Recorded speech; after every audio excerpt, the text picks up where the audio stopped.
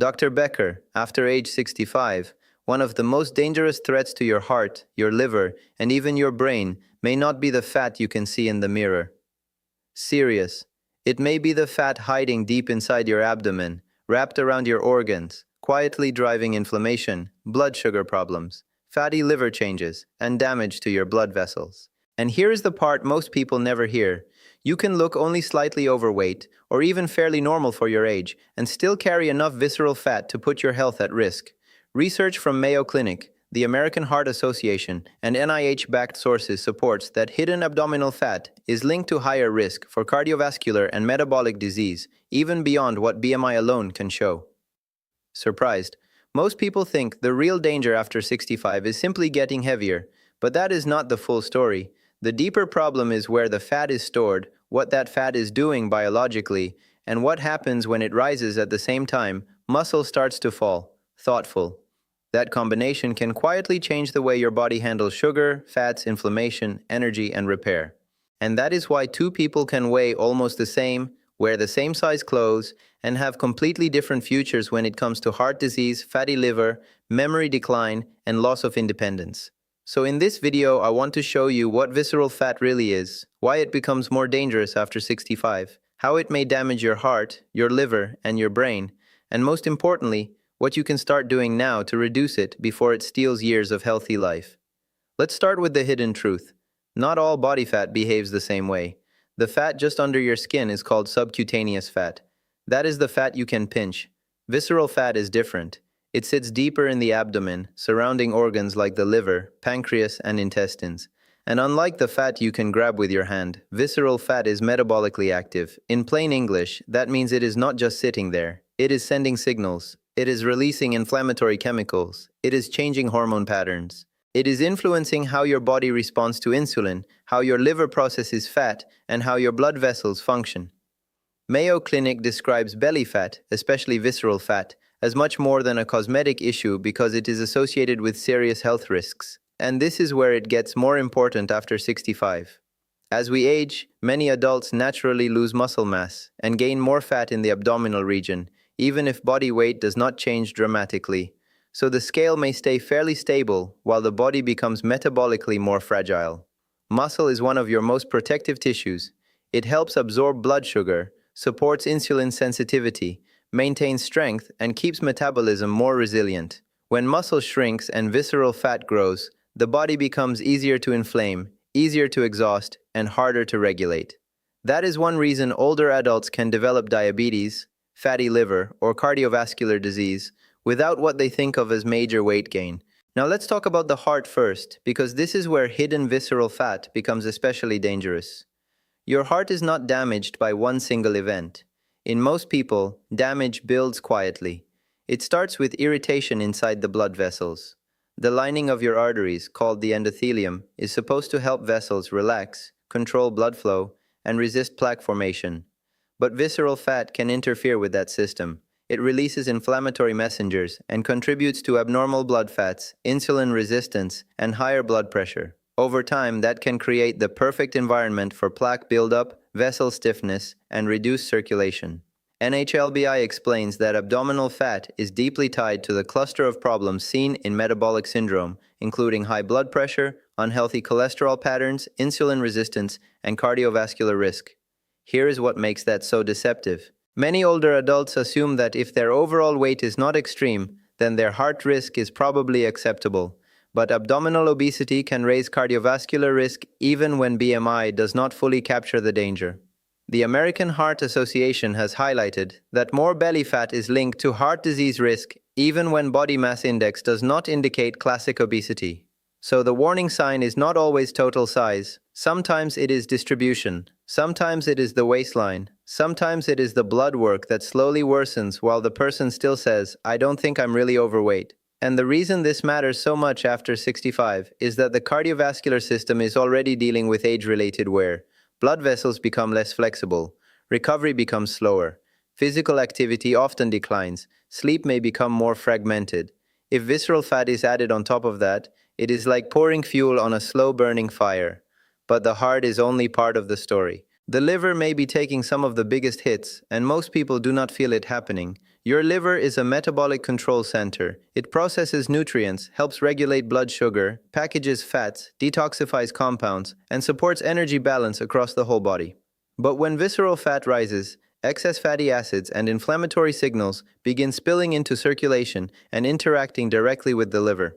Some experts describe this as crosstalk between fat tissue and the liver. A more vivid way to think about it is this. Visceral fat starts sending metabolic traffic straight into one of your body's busiest processing plants, and eventually, that plant gets overloaded. At first, there may be no symptoms at all. That is why this is so important.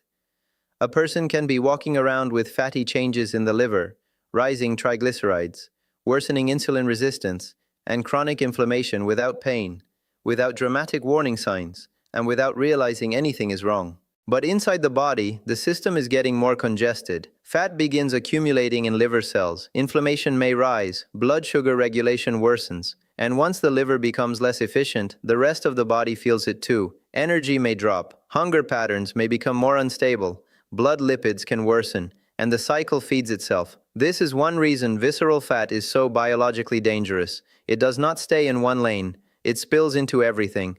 And now we get to the part that many viewers will find the most surprising. The brain may also be affected. Now I want to be very careful here, because this is an area where the evidence is important, but should be framed responsibly. Visceral fat does not mean someone is destined to develop dementia. It does not prove that memory loss will happen. But research supported by the National Institute on Aging and reporting from major academic health sources has linked excess abdominal or visceral fat with early Alzheimer's-related markers and higher dementia risk. In other words, this may be one more signal that unhealthy metabolic aging and unhealthy brain aging are connected. Why might that happen? Because the brain depends on steady blood flow, stable energy delivery, low unnecessary inflammation, and healthy insulin signaling. And visceral fat works against all four. It promotes chronic low-grade inflammation. It can worsen blood vessel health, which may reduce the efficiency of circulation. It can intensify insulin resistance. And insulin is not just about blood sugar. Insulin signaling also matters in the brain, and it often travels with poor sleep, inactivity, and fatty liver changes, which together create a much more hostile environment for cognitive resilience. So when I say hidden visceral fat can affect the brain, I am not making a scare statement. I am pointing to a broader biological pattern. The same internal conditions that strain the heart and overload the liver may also make the brain more vulnerable over time. But here is where most people make the next mistake. They hear all of this and think, fine, I just need to lose weight fast. Not so fast. After 65, the goal is not simply to get lighter. The goal is to get metabolically healthier while protecting muscle. And that distinction changes everything. Because if an older adult uses aggressive dieting, skips protein, becomes less active, or loses weight too quickly, they may lose muscle right along with fat. And muscle loss after 65 is not a minor issue. It can mean weaker legs, poorer balance, lower insulin sensitivity, slower metabolism, less independence, and more frailty. Recent literature on older adults emphasizes that visceral obesity becomes especially problematic when it coexists with sarcopenia, the age-related loss of muscle and strength. So the real objective is not eat less and hope for the best. The real objective is this: reduce visceral fat while preserving and ideally rebuilding muscle. That is the move. That is the intervention that makes the rest of this story start to turn in your favor. So what should you do? Here is the first step, and it is more powerful than many people realize. Start measuring risk more honestly. That means stop relying only on the scale. Look at waist size. Look at fasting blood sugar or A1C if your clinician has checked it. Look at triglycerides. Look at blood pressure.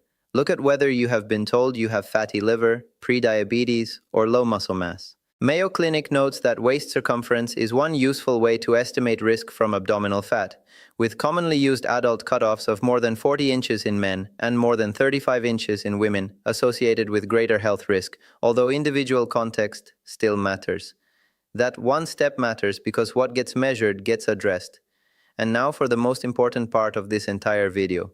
If you want to go after visceral fat before it does more damage, the strongest evidence-based strategy is not a detox, not a miracle supplement, not a starvation diet, and not endless ab exercises. It is a combination of consistent aerobic movement, resistance training, and a minimally processed eating pattern that helps calm insulin spikes, reduce excess calories, support the liver, and preserve muscle. Let's break that down. First, walking and aerobic activity.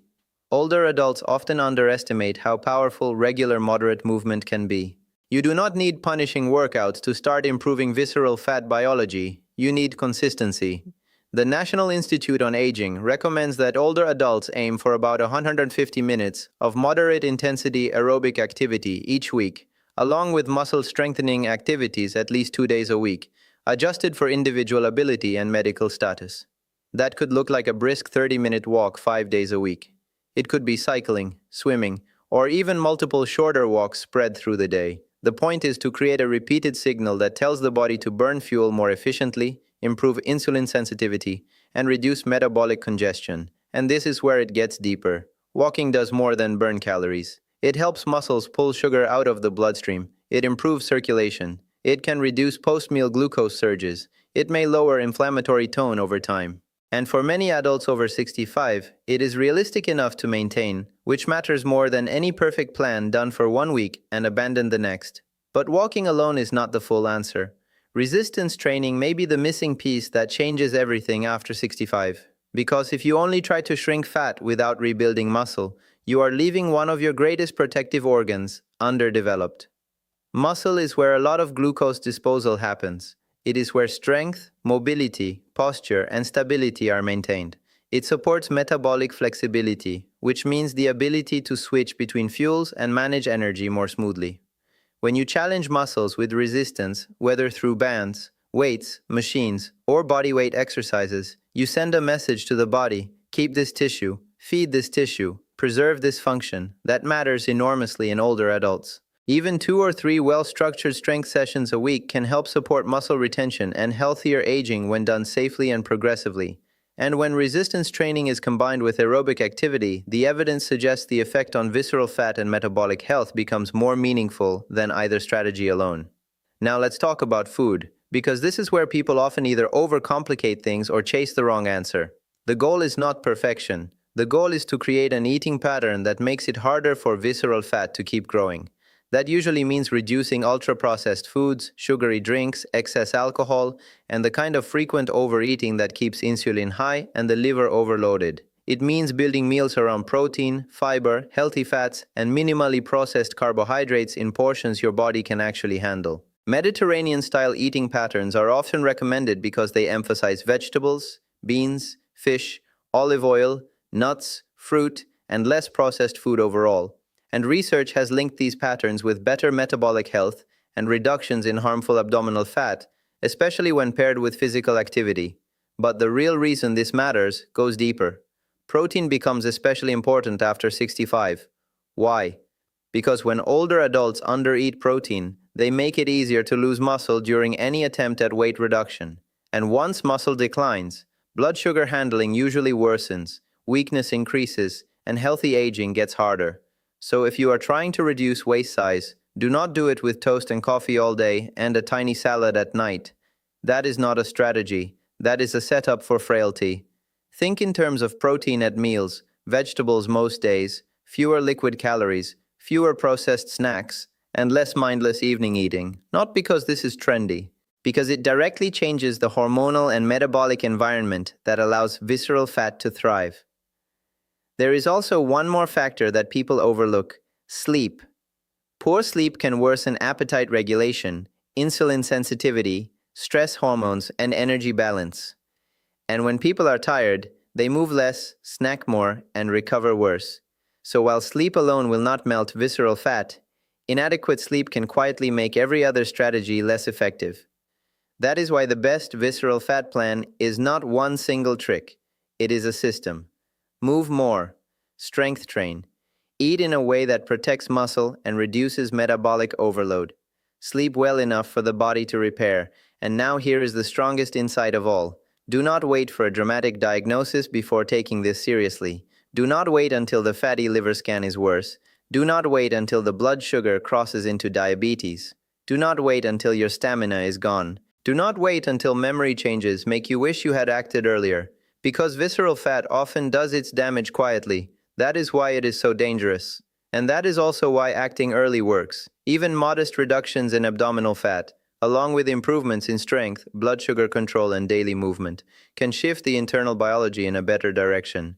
The goal is not to become 25 again. The goal is to make your body less inflamed, less congested, more insulin sensitive, more mobile, and more resilient for the years ahead. That is a meaningful win at any age. So here's what I want you to remember. After 65, hidden visceral fat is not just a cosmetic concern. It may behave like an inflammatory organ. It may increase stress on the heart. It may overload the liver. It may contribute to a metabolic environment that is harder on the brain. And the most effective response is not panic and not crash dieting. It is targeted action. Measure your waist, walk consistently, build muscle with resistance training, eat in a way that lowers metabolic strain and protects muscle, and talk with your clinician if you have diabetes, fatty liver, heart disease, mobility limitations, or take medications that could be affected by major lifestyle changes. Because it is not too late, but it is time. If this message helped you, I want you to leave a comment and tell me which step you are starting with first, measuring your waist, walking every day, or adding strength training twice a week. And if you know someone over 65 who thinks belly fat is just part of aging and nothing to worry about, share this video with them. Subscribe for more evidence-based healthy aging guidance with Dr. Becker, and I will see you in the next one.